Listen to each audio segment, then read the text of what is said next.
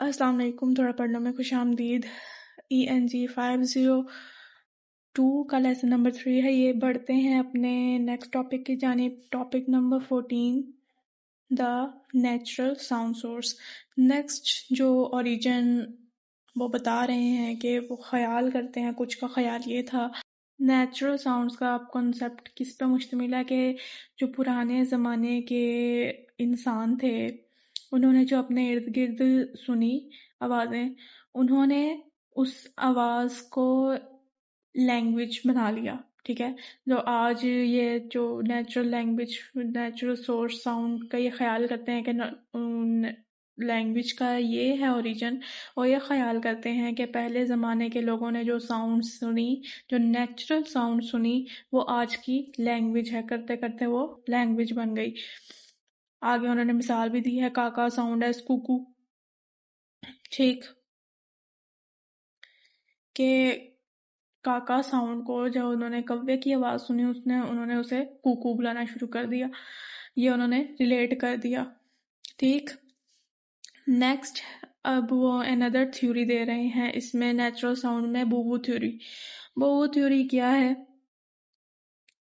कि एक जो वर्ड है ना, उसका जो प्रोनाउंसिएशन है उसमें उसकी नेचुरल जो होती है आवाज़ उस वर्ड की, वो एक इको रखती है। ठीक है, जैसे मैं पहले भी बोल चुकी हूँ, चिड़िया, चिड़िया को चिड़िया ही क्यों बुलाते हैं? क्योंकि वो चू चू एक इको आ रही है उसकी नेचुरल साउंड की। ठीक है, चिड़िया की नेचुरल साउंड की एक इको आ रही है उसके अल्फाज में। ठीक, यही बोबो थ्योरी है। द साउंड ऑफ कुकू और other sounds which are splash. Splash क्या होता है? पानी की लहर की आवाज़, जैसे पानी की शू की आवाज़ होती है, जब स्प्लैश में एक इको आ रही है उसकी। बैंग, बूम, बूम, धमाका। ठीक है, इसी तरह ही वो हमें सुनाई देता है ना, ऊंचा सारा साउंड, बूम। ठीक है, रैटल, बज, बज मक्खी जो बज करती है, तो ये इस वर्ड में आ रही है ना इको, बज, हिस, स्क्रीच, बोवो, एक्सेट्रा। ठीक है, ये थ्योरी है bow wow theory. This is an instance of onomatopoeia. ये क्या है? ये मुख्तलिफ आवाज़ों का इलम है। ठीक है, सिंपल इसका है। पर वो कह रहे हैं कि ये थ्योरी कुछ चीज़ों के जवाब नहीं देती। नेक्स्ट पैरा में उन्होंने क्रिटिसाइज ही किया है। उनका कहना है कि अगर ये मान भी लिया जाए कि जो नेचुरल साउंड है हर एक की इको होती है, जो अल्फाज हैं उसमें उसकी नेचुरल साउंड इको होती है, तो वो कह रहे हैं कि अगर हम अपने ओरिजिनल साउंड्स को ले लें, ह्यूमन की जो इमोशंस होते हैं उनमें जो जैसे पेन, एंगर है और जॉय। ठीक है, तो पेन में क्या होता है? आउच, आह, ऊ। ठीक है, एंगर में कुछ आवाज़ें होती हैं जो निकलती हैं, जॉय में तो उसको जॉय क्यों बोला गया, उसको एंगर क्यों बोला गया और उसको पेन क्यों बोला गया? उसको आउच के मिलता जुलता वर्ड क्यों नहीं रख दिया गया? क्योंकि आउच की इको तो पेन में कहीं भी नज़र नहीं आ रही, कहीं भी हमें सुनाई नहीं दे रही। ठीक है, तो इसका ये क्यों इस तरह हो गया? ठीक, ये क्रिटिसिज्म उन्होंने किया है। नेक्स्ट उनका जो है, human sound are made on egressive pulmonic mechanism.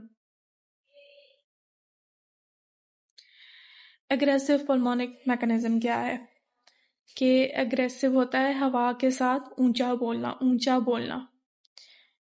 Pulmonic mechanism, फेफड़ों से हवा का खारिज करना। ह्यूमन साउंड जो हमारी साउंड होती हैं वो इस तरह खारिज होती हैं, इस तरह बनती हैं।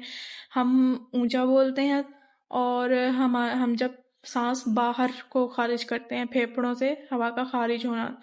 ठीक है, इसके अलावा इन इनग्रेसिव मैकेनिज्म, उसमें क्या होता है?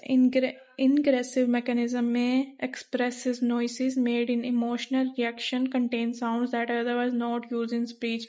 इंग्रेसिव मैकेनिज्म में वो साउंड्स हमारे अंदर से खारिज होती हैं जो कि हमारे ज़्यादातर इमोशनल रिएक्शंस में शामिल होती हैं, जैसे ऊपर हम पढ़ चुके हैं आउच, आह, ऊ, वाओ, या पेन की कैफियत, जॉय की कैफियत, जो भी वो हमारे इमोशंस के दौरान खारिज होती हैं जो कि स्पीच में यूज़ नहीं होती।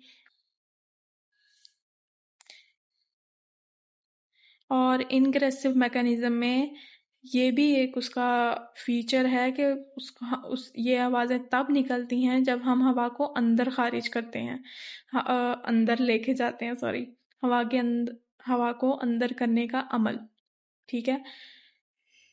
पल्मोनिक मैकेनिज्म में होता था हवा को बाहर, फेफड़ों से हवा का खारिज होना। इनग्रेसिव मैकेनिज्म में होता है हवा को अंदर करना। पल्मोनिक में क्या होता है, ह्यूमन साउंड्स क्रिएट होती हैं बाहर, हवा को बाहर खारिज करने से। इनग्रेसिव मैकेनिज्म में हवा को अंदर खारिज करने से होती हैं इमोशनल, जैसे कोई ठंडी आह भरता है ना, तो हम सांस अंदर को खारिज करते हैं इस तरह। तो ये वो साउंड्स हैं, बस यही इसमें बता रहे हैं और कुछ भी नहीं है बताने वाला। होप सो आपको समझ आ गई होगी।